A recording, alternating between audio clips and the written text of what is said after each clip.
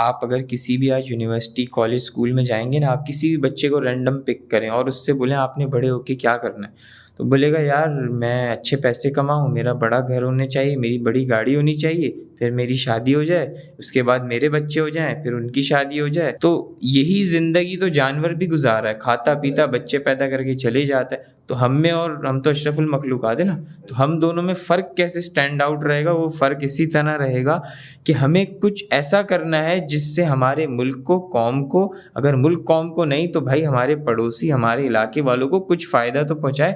ورنہ میری نظر میں تو آج میں یہاں ہوں، میں کچھ بھی نہیں کرتا لوگوں کے لیے، دوسروں کے لیے، تو میں تو معذرت کے ساتھ اس دھرتی پہ بوجھ ہوں۔ اسرار احمد کی ایک بات ہے نا، اگر آپ کسی کو دکھ میں دیکھو اور اس کا ازالہ کرنے کی پوزیشن میں اور آپ نہ کر سکو، تو آپ پھر کتنے بھی بڑے آدمی ہوں، آپ کا اس دنیا میں پھر برباد ہے۔ کوئی سیکیورٹی نہیں ملی آپ کو کسی پولیس کی طرف سے؟ کیونکہ مجھے جہاں تک یاد ہے، جہاں پہ آپ بات کر رہے ہیں، جہاں پہ آپ یہ پورا کیمپ لگائے، تو اس کے ساتھ ہی تھانہ ہے، شاید تھانہ ہی ہے نا، عزیز بھٹی تھانہ، عزیز بھٹی سامنے تھانہ روڈ لگتا پر۔ ہے، اور اس نے کوئی سیکیورٹی نہیں دی آپ کو؟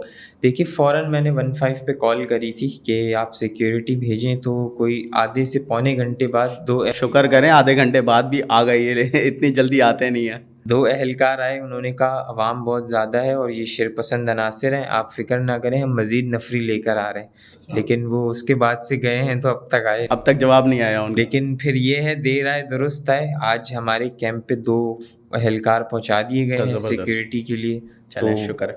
یہ نظام بہتر کرنے کا دیکھیں ایک ہی طریقہ ہے، آپ کو، مجھے اور ان تمام لوگوں کو جو اس شہر اور اس ملک میں رہتے ہیں، ان کو اب ذمہ داری لینی پڑے گی۔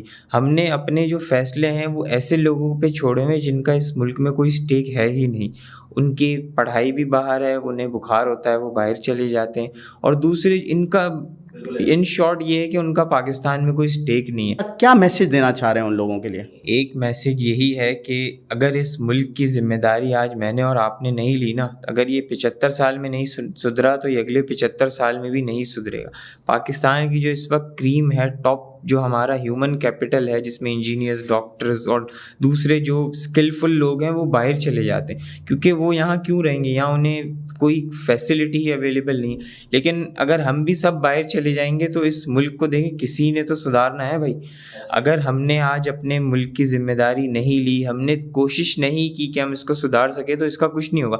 اور اگر ہم اپنی آنے والی نسل کو، میں ایک ہی بات کہتا ہوں کہ انہوں نے معذرت کے ساتھ پاکستان کے لیے کچھ بھی نہیں کیا۔ اگر انہوں نے کچھ کیا ہوتا تو آج ہمارا ملک یہاں نہیں ہوتا۔ لیکن مسئلہ یہ ہے نا، یہاں پہ آپ سچ بولو تو آپ کو گولی مار دی جاتی ہے، اگر یہاں پہ کسی کے حق کے لیے بات کرو تو آپ کے اوپر مقدمے بنائے جاتے ہیں، اگر یہاں پہ سچ بولو تو وہ رات کو گم ہو جاتے ہیں لوگ۔ اس میں ایک ہی چیز ہے کہ رزق، موت اور آپ کی جو یہ سب چیزیں اللہ کے ہاتھ میں، عزت ذلت۔ اگر آپ نے آج آپ کا انتقال ہونا ہے تو آج ہی ہونا ہے، چاہے بیٹھے بیٹھے ہو جائے گا، بیٹھے بیٹھے ہو جائے گا، چاہے کوئی کچھ بھی پلان بناتا رہے۔ اگر آج آپ کی موت لکھی آپ آج ہی مرو گے، آج سے 50 سال بعد لکھی آپ 50 سال بعد۔ لوگوں کو یہ بات کیوں نہیں سمجھ میں آتی کہ عزت، ذلت، زندگی، موت میرے رب کے ہاتھ میں، کسی کے باپ کے ہاتھ میں نہیں ہے؟ یہ کیوں نہیں لوگوں کو بات سمجھ میں آتی؟ یہ جو ذہنی غلامی ہے، یہ ڈر ہے ان کے ذہن سے نکلتا کیوں نہیں ہے؟ دیکھیں وہ اللہ کہتا ہے نا کہ اللہ کی لاٹھی بے آواز ہے، وہ ڈھیل دیتا رہتا ہے، دیتا رہتا ہے، جب تک انسان کو وہ اتنی ڈھیل دے دیتا ہے کہ انسان کو لگتا ہے، فرعون کے ساتھ بھی تو یہی ہوا تھا نا، اس کو اتنی ڈھیل اللہ نے دے دی کہ وہ اپنے آپ کو خدا کہلانے لگا تھا۔ لیکن جب اللہ نے اس سے لاٹھی بے آواز ہے، جب اس نے، تو جب ان لوگوں کو تکلیف پہنچتی ہے نا، تو یہ بالکل صحیح کسی نے کہا ہے کہ اللہ کی لاٹھی بے آواز ہے، وہ اپنی پریشانی، اپنا دکھ کسی کے ساتھ شیئر بھی نہیں کر سکتے۔ تو یہ ساری چیزیں ہیں، لیکن ظاہر ہے اس ملک میں رہنا ہے تو اس ملک کے دیا کہ اللہ نے تو کہا ہے نا قرآن میں کہ میں اس قوم کی حالت تب تک نہیں بدلتا جب تک وہ خود نہ چاہے۔ اگر آج میں گھر میں بیٹھا رہوں اور میں یہ سوچوں یار مجھے تو آٹے کی، کھانے پینے کی اور راشن کی مجھے تو تکلیف نہیں ہے نا، اب جس طرح آپ نے سوال کیا کہ آپ کو کیا ضرورت تھی بھائی اتنی سی عمر میں آپ جاؤ روڈوں پہ مارے پھرو، میں دھوپ میں بھی پھر رہا ہوں، ہماری ٹیم دھوپ میں بھی کھڑی ہے، لوگوں کی گالیاں بھی کھا رہی، جن لوگوں کے لیے آپ یہ سب کر رہے ہیں وہی لوگ آپ کو گالیاں دے رہے ہوتے ہیں۔ وہ لوگ یہ دیکھیں ایک وائلنٹ موب تھا جو جن کی مقصد ہی یہ تھا، جن کا کہ انہوں نے ڈنڈوں سے حملہ کرنا ہے، ہمارے والنٹیئرس کو مارنا ہے، انہوں نے ان کے کپڑے انہوں نے پھاڑے ہیں، سارا سامان لوٹا ہے، اور یہاں تک کہ جو عوام لینے آئی تھی ان کو بھی ڈائریکٹ مارا ہے۔ تو اس سے یہی شو ہوتا ہے کہ وہ لینے نہیں آئے تھے، یہاں کا نظم و ضبط بگاڑنے آئے تھے۔